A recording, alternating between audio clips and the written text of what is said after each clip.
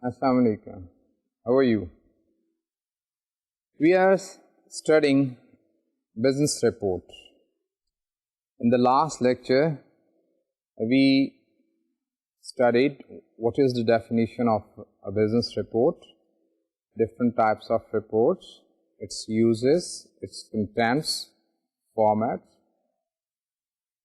An orderly, objective message used to convey information from one organizational area to another organizational area, or from one institution to another institution, to assist in decision making or in problem solving. The basic purpose of a report is to help people make decisions, to narrow down different options, and to solve problems. Whenever there are problems, reports are written, reports are asked to be written to solve problems.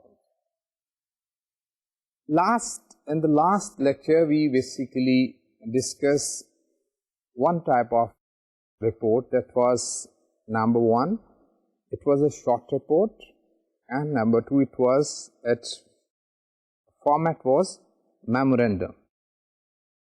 We've seen that we have informational memorandum report and we have analytical memorandum report, and then we discuss periodical report, conference report, and other types of reports. And we also discuss the format of memorandum reports. Obviously, it's quite similar to that of a memorandum. Today we are going to discuss letter reports. When we say letter reports, obviously very first thing that should come to your mind is that the format is of the letter. It's similar to the letter. So when we say that letter report, its format is of letter, but it is also like that of memorandum report. It has two parts or two types. In number one, informational letter report, and number two, analytical memorandum report. So as we see that they have different functions to perform. So far as the informational letter report is concerned, it includes topics like a staff report to financial officer regarding issues concerning personnel turnovers. I mean, in an organization, people are turning over in a certain department. So the reports are written on these issues, giving the reasons. So somebody is authorized to write the report, prepare the report, and that person investigate into that issue and writes for the person who has asked him to prepare the report. Then this report is also written in reply about product and services provided by the company. When a company wants to know about its services that it provides, or the product that it provides, or markets, it asks somebody sometime within its organization to write reports about its marketability and different issues concerning the report. So we have letter reports, and letter report is again classified into two. Number one is informational report, and number two is analytical report. So far as informational report is concerned, it is written to cover such areas which concerns with personal turnovers or issues that are taking place in an organization, and it also concerned with the products and services of the organization.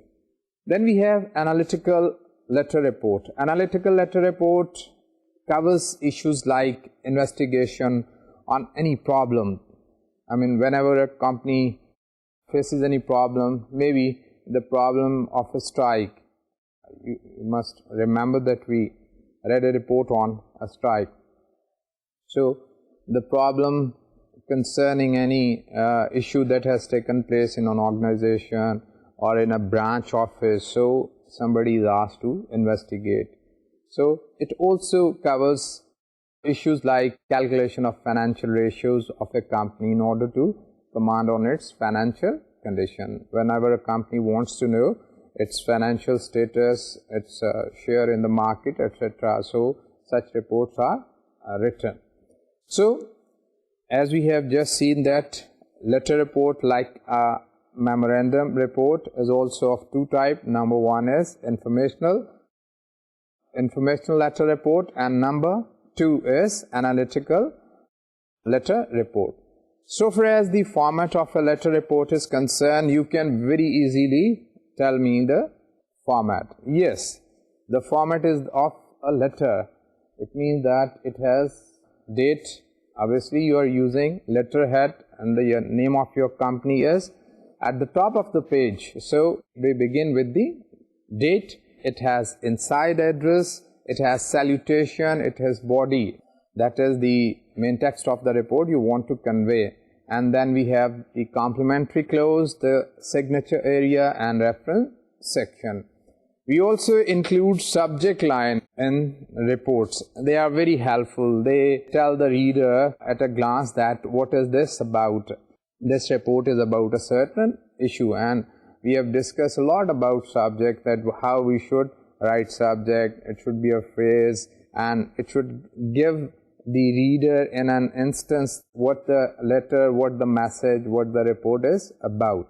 So normally the length of a letter report may range from 2 to 5 pages. It can be of 1 page and it can range from 2 pages to 5 pages.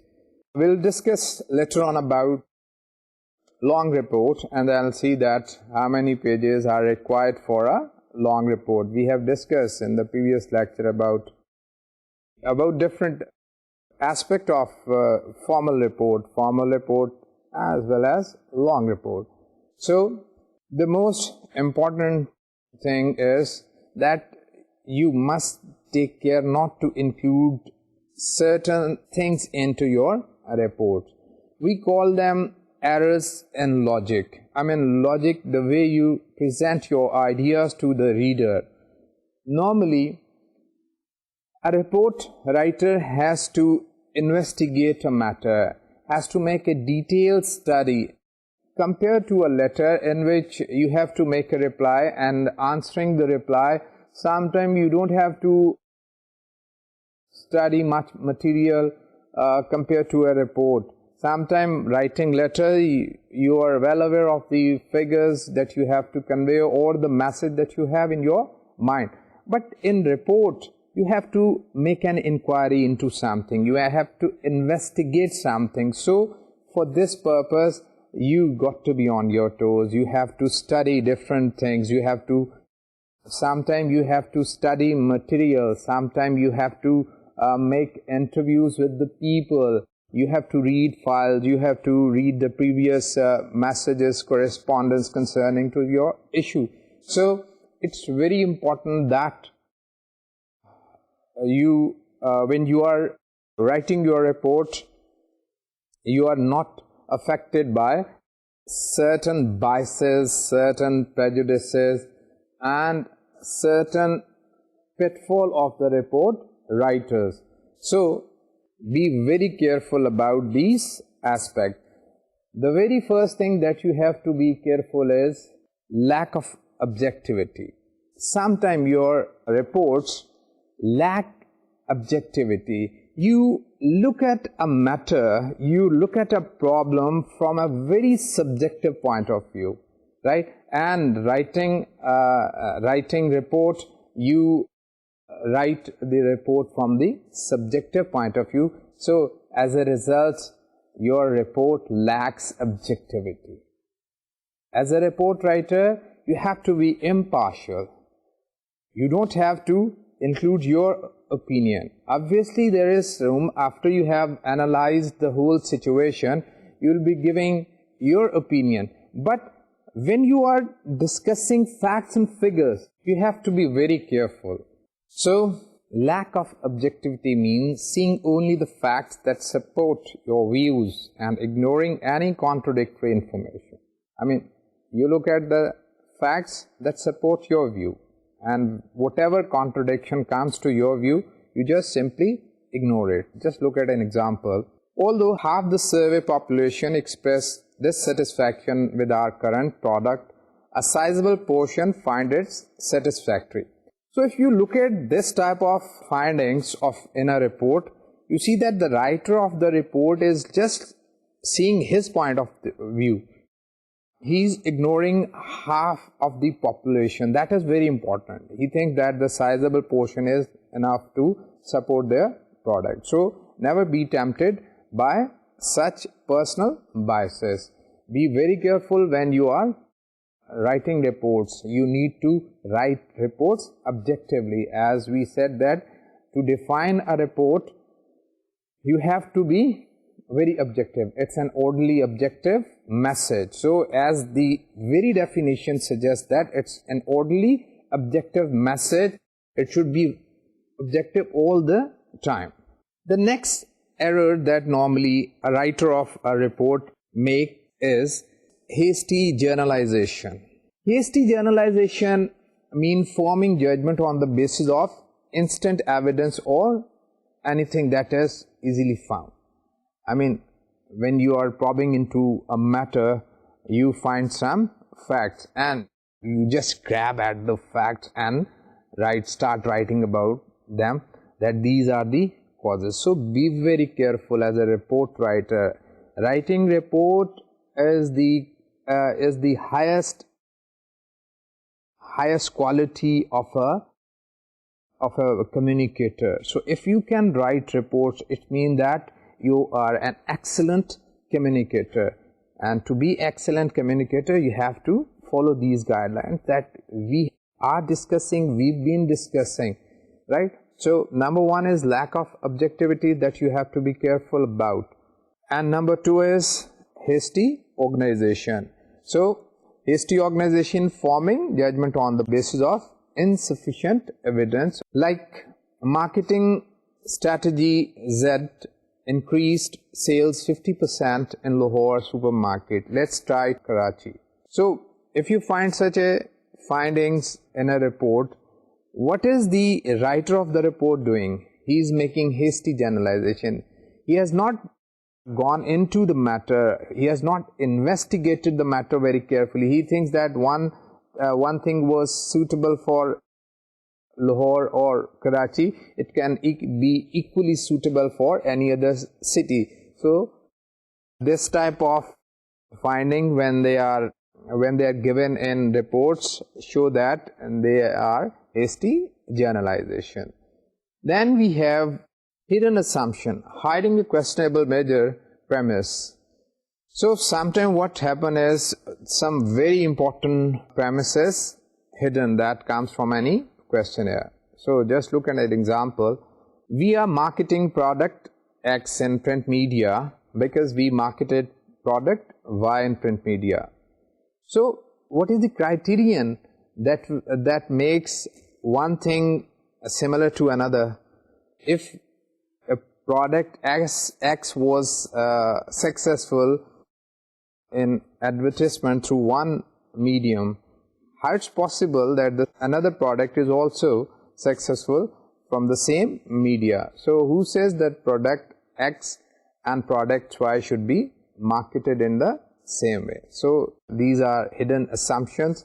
Then we have either or scenarios, setting up two alternatives and not allowing the other.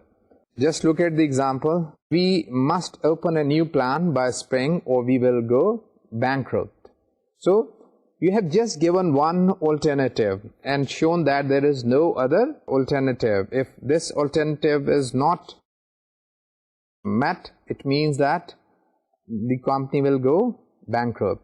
So making such either or scenarios can also be a logical fallacy, is a mistake of the report writer, and he should be careful not to commit such mistake.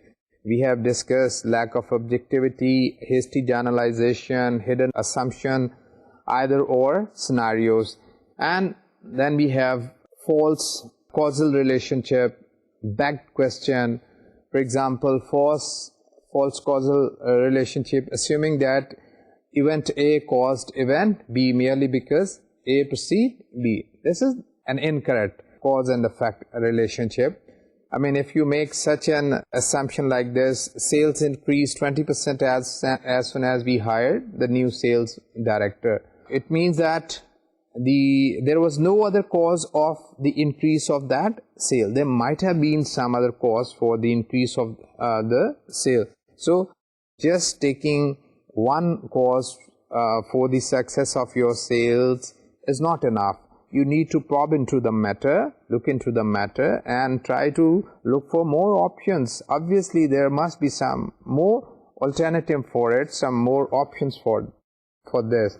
So never make this false causal relationship. Then another logical mistake is back question, assuming as proven what you are seeking to prove. Sometimes you think that by introducing something standardized or something ready-made, you can achieve success.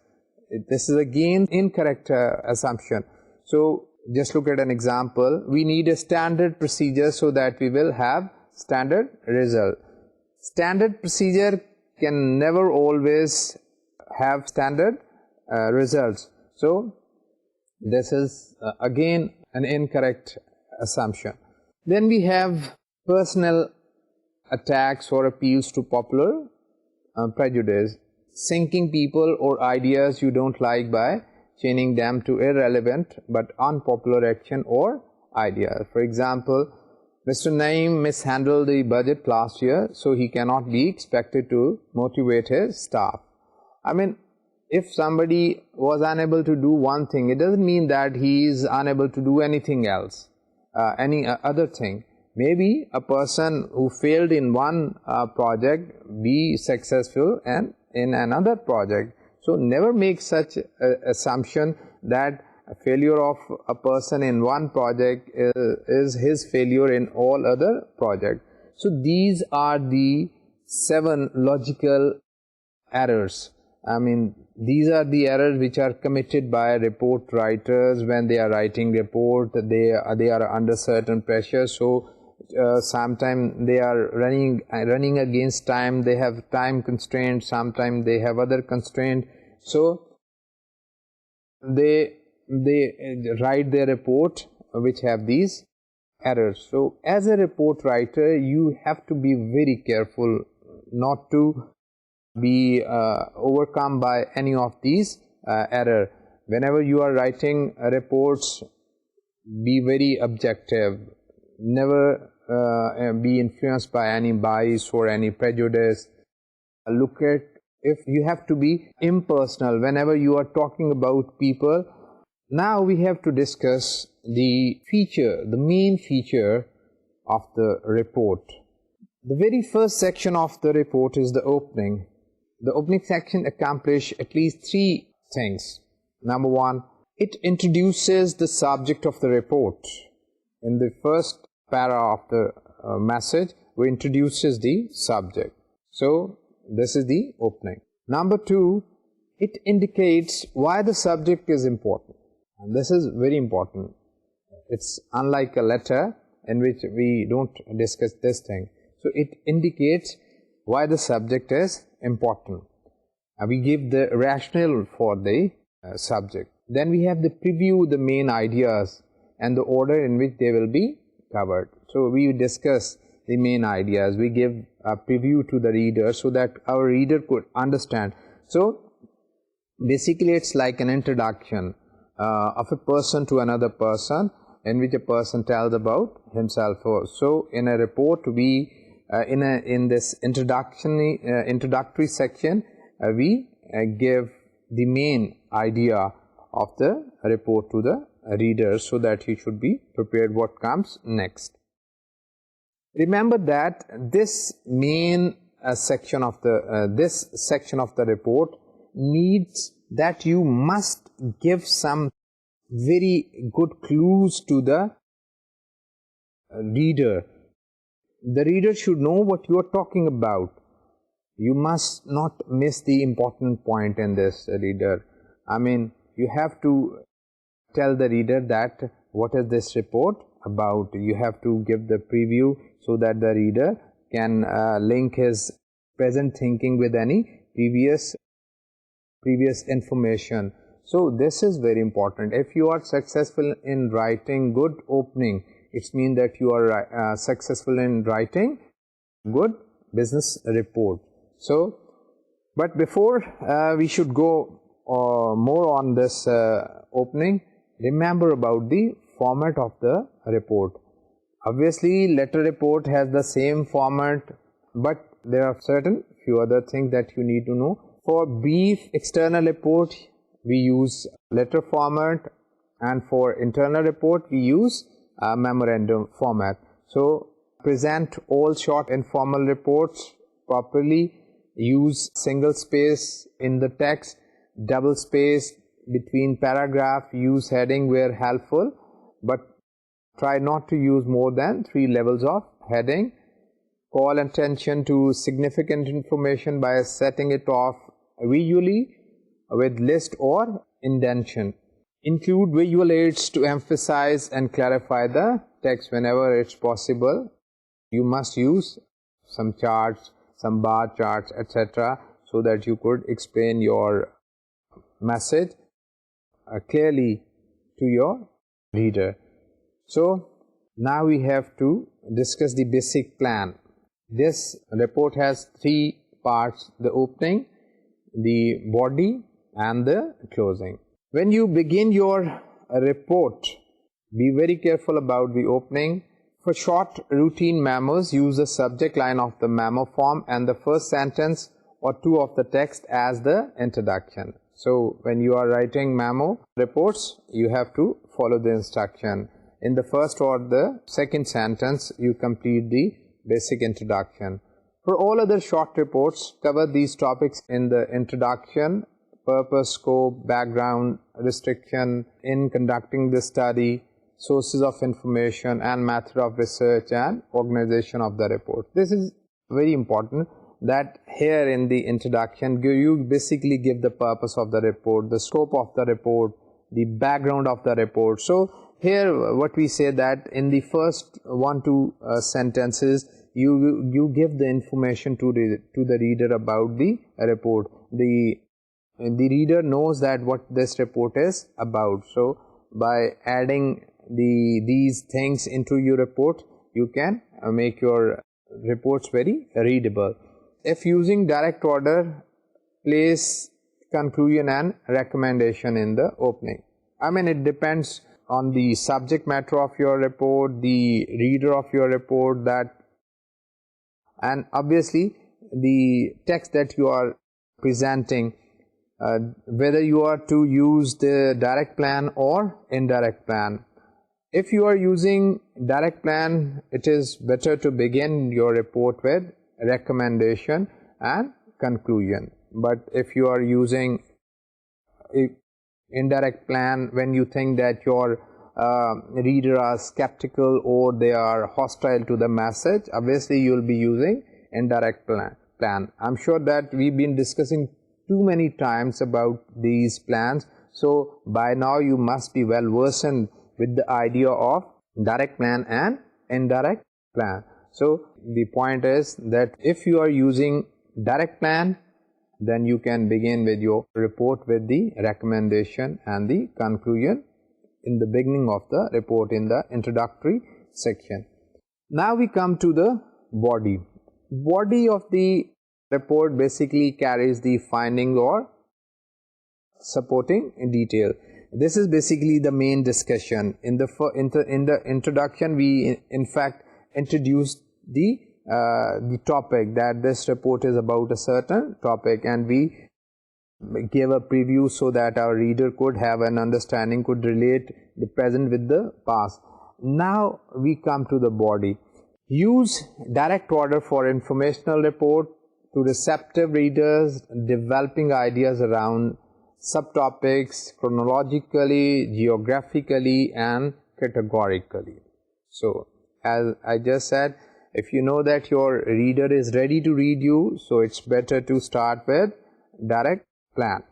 Use direct order for analytical report to receptive readers, developing points around conclusion or recommendation. For analytical report too, so you can use this direct plan for both direct for informational as well as analytical letter reports or memo reports. This plan is equally applicable to memo and to letter. So we've been discussing different types of memo and letter reports. Now we are discussing the plan, and this is applicable to both the types of reports. So use indirect order for analytical reports to skeptical or hostile reader, developing points around logical arguments. So whenever you know that your reader is not favorable, he is hostile to your point of view, so you have to use indirect plan. Use an appropriate writing style, use an informal style, IRV. As this is a short report, we are discussing short report. So you are using, in which we've said that you can use first person pronoun. But same thing, same plan is also applicable to long report, but we have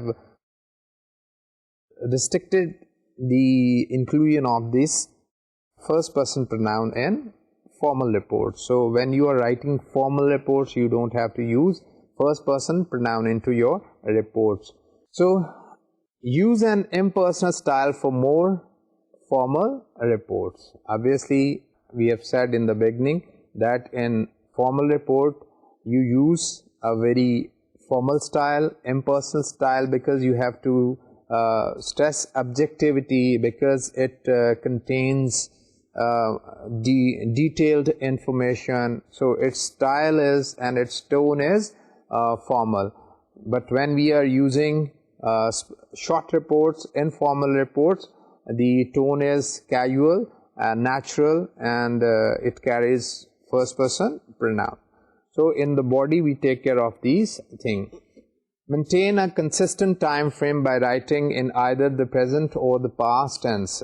Consistency with tense is very important. I mean, your knowledge of tenses should be perfect. You must know that what's the difference between time and tense. I mean, if you do not know this difference, sometimes you are confused with present and past tense. You just mix them up. I hope that if we find some time in our lectures towards the end of our course, I'd like to discuss few grammar problems which are very important. So be very consistent with the tense. Then give each paragraph a topic sentence. Again, I would say that when we'll be discussing essay towards the end of the program, we'll be discussing this paragraph, and we'll discuss what is a topic sentence. Obviously, topic sentence is the sentence about which a paragraph is written. Normally topic sentence comes in the first paragraph, in the first sentence of the paragraph, or sometime in the last sentence of the paragraph, and the rest of the sentences are basically supporting ideas. We'll discuss in detail when we come to this topic. But be very careful. You have to write paragraphs, and each paragraph should have a topic sentence in the beginning. Then link paragraph by using transitional words and phrases. Again, this part is of essay, transitional phrases and words. For example, words such as nevertheless, however, similarly, consequently, these are transitional words. These connect one paragraph to another paragraph. They bring harmony, they bring logic into our writing. Your ability to use these transitions is very important. If you cannot use transition properly, it means that you cannot write coherent writings. So be very careful in knowing all these. We'll be discussing later on when we study essay, but you can have any good book on grammar and look at these transitions. They can be very helpful, and they are not too many. You can learn them, how to use them in writing. So, strive for readability by using short sentences, concrete words and terminology that is appropriate for your reader. You must achieve readability into your writing, and this readability can be achieved through short sentences, crispy sentences. We've been discussing a lot about this aspect of your writing, that always write short sentences, and then concrete words, vivid words, clear words, words that can explain your meaning to your reader. And whenever you are using terminology, be very careful about your reader. Who is your reader? Whether they are professional of a certain field or not. So, when you know your reader, you are very careful about using certain terminology. Then, be accurate and impartial in presenting material. This is again very important, because you have to write a report, you have to make findings, you have to probe into any matter, so you have your own likes and your own dislikes. But as a report writer, your main purpose is to be objective. It is an orderly objective message. So, to be objective, you have to be accurate and you have to be impartial. Then, avoid including irrelevant and unnecessary details. Obviously, when you have gone through into a matter, you have piled up lots of information and detail and a lot other thing. But you have to make decision what to include and what to not include. So, if you include unnecessary details, you are trying to kill conciseness. Be very careful.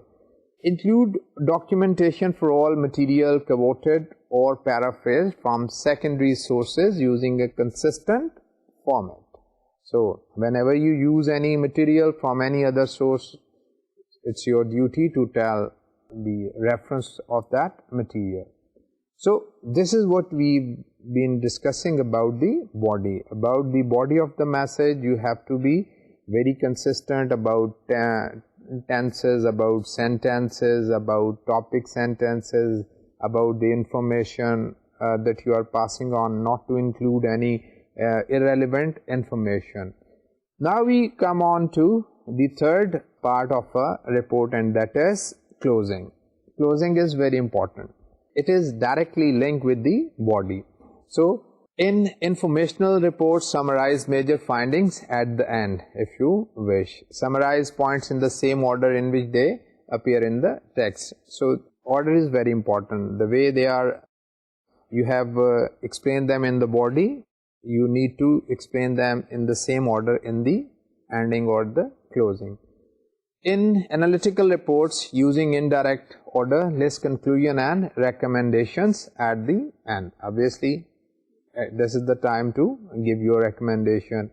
Be certain that conclusion and recommendations follow logically from facts presented in the text. Again, this is a warning. Whenever you are using, you have to look at the logic of the facts that were explained in the body, and now you are going to explain them in the closing.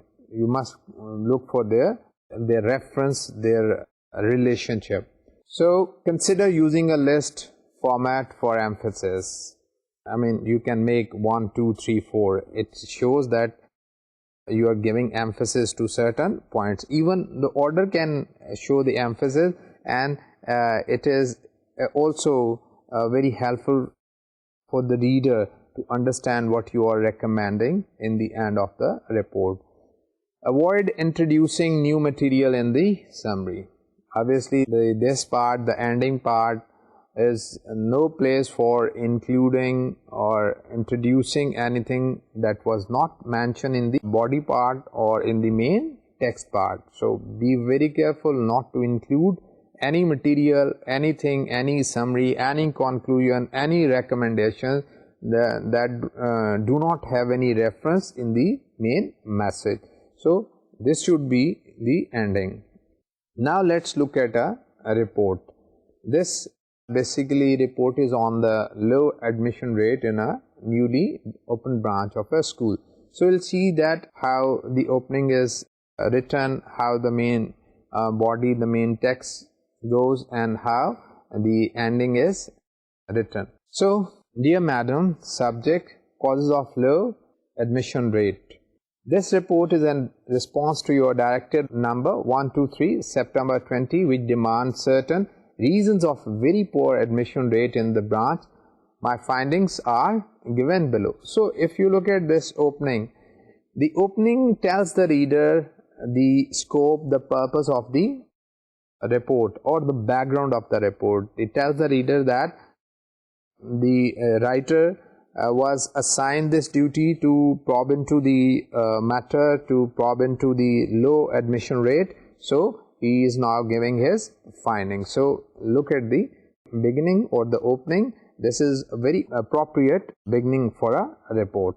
Now we have the second part of the report, that is the body. The location of our school building is not ideal. The building itself is very old. It does not appeal the visitors. We had been facing the problem of permanent faculty because direct conveyance is not yet available. Parents lodged several complaints against the management, but we could not help it. So you see that the main body is numbered. As we discussed previously, that in your informal report you can discuss your message in a numbered way, giving them 1, 2, 3.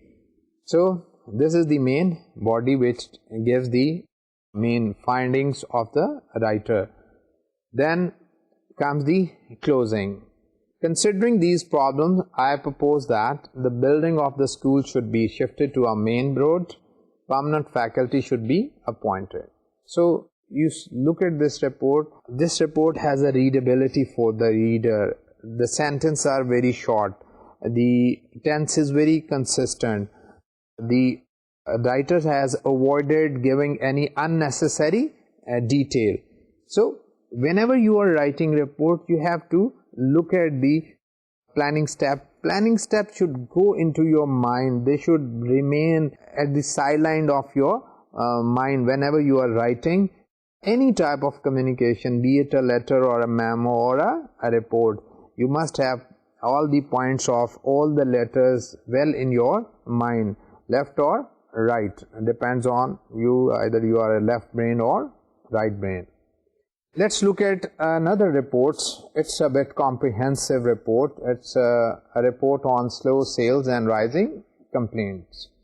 So it's written on a memo format. To, from, date and subject, major account sales problem. Introduction. This report outlines the result of my investigation into the recent slowdown in sales and accompanying rise in sales and service related complaints from some of our largest customers. So this was the introduction, giving the scope and the background of the report. As we discussed at last quarter's management meeting, major account sales dropped 12% over the last 4 quarters, whereas overall sales were up 7%. During the same time, we have noticed an increase in both formal and informal complaints from larger customers regarding how confusing and complicated it has become to do business with us. So this explains the problem. My investigation started with in-depth discussion with the 4 regional sales managers, first as a group and then individually. The tension left in the initial meeting eventually bubbled to the surface during my meetings with each manager. So if you look at the language is very casual and natural. Staff members in each region are convinced that other regions are booking orders they do not deserve, with one region doing all the legwork only to see another region get credited with the sales and naturally the commission and quota credit. I follow up the sales manager's discussion with informal talks and email exchanges with several sales reps from each region. Virtually everyone who is involved with our major national accounts has a story to share. No one is happy with the situation, and I sense that some reps are walking away from major customers because the process is so frustrating. When we divided the national sales force into 4 geographical regions last year, the idea was to focus our sales efforts and clarify responsibility for each prospective and current customer. The regional managers have got to know their market territories very well, and sales have increased beyond even our most optimistic projection. Unfortunately, while solving our problem, we seem to have created another. In the past 12 to 18 months, several regional customers have gone to national status. In addition, a few national retailers have taken on or expressed interest in our product. As a result, a significant portion of both our current sales and our future opportunities lie with these large national accounts. I uncovered more than a dozen cases in which sales reps from 2 or more regions found themselves competing with each other by pursuing the same customer from different locations. Moreover, the complaints from our major accounts about overlapping or non-existent account coverage are a direct result of the regional organizations. So this was the main body, and you see that how comprehensively the writer of the report has explained the problem. He has probed into the matter. This shows that he has gone deep into the matter. He has discussed the problem with people. He has seen the records. I mean, he has made a thorough study of the matter, and after having gone through all these things, he has written this report. Report writing is not something easy. So after having gone through all these things, he is able to write this. And now we are at the end of the report, towards the ending section, recommendation. So look at the recommendation. In the light of the above findings, I recommend areas may be reallocated, a coordination cell may be set up in the head office to monitor the working of these regional offices, a bulletin giving area-wise sales achievements of every region may be circulated. If there is anything else you would like to know, please call me, yours truly.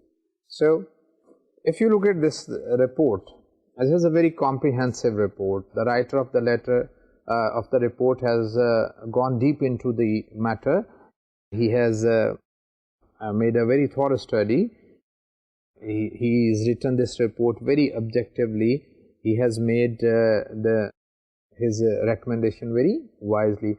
So, as I told you, and I am telling you that report writing is not a very easy thing. It's a very difficult thing.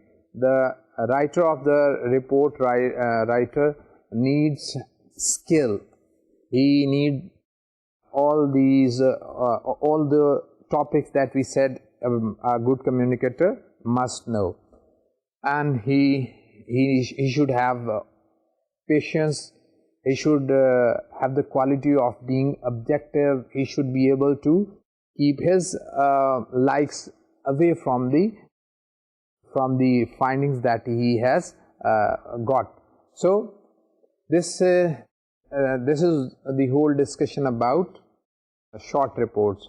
We have discussed 2 types of main short reports: memorandum short reports and letter short report. And in each memorandum and letter short report, we have further discussed their sub reports, like informational report and analytical report, memorandum informational report, memorandum analytical report, letter informational report, letter memorandum report. We have gone through the format, we have gone through the planning steps, that how these reports should be written, and we have seen some of the good examples of these types of reports.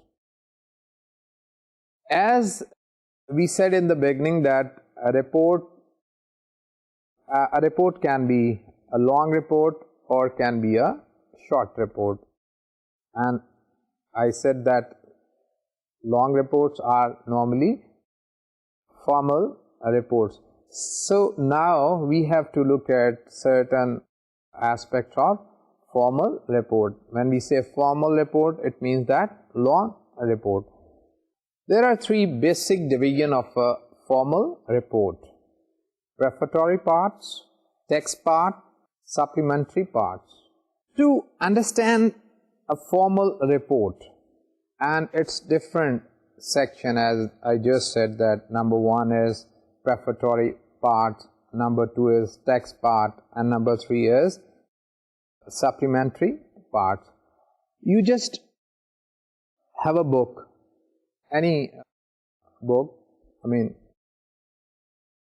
book on grammar, book on any, even your book on business communication can give you some idea that what these parts are.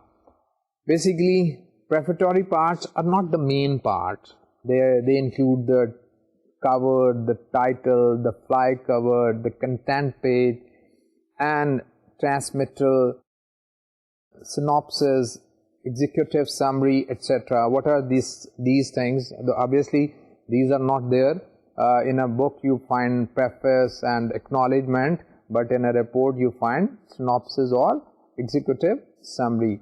Then you have the main text part. Main text part is like the part of any book, that the main book is chapter. Obviously, here we don't have chapters, we have different headings. And then we have the supplementary part. Supplementary part includes appendix, it includes bibliography, it includes index. These 3 things are normally found in any book. So you can have an idea of a report. But what these prefatory parts are, they need a little discussion. We need to know that exactly what these parts are, where they are placed. We need to discuss how do we number these parts, and at what place they are placed in a report.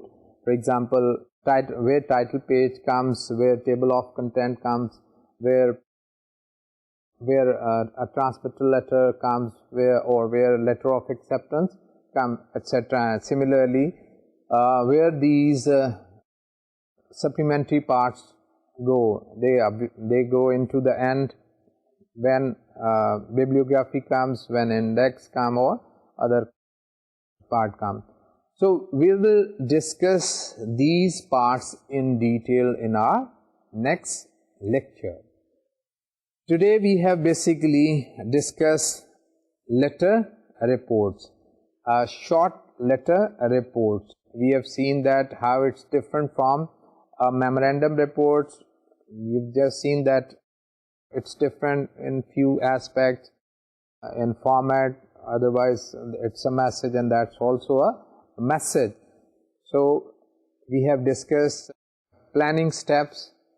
What planning steps should we take for writing reports? They are equally good for memorandum report, letter report, and also for long reports. So far as short reports and informal reports are concerned, I'm sure that by now you must be knowing what these are.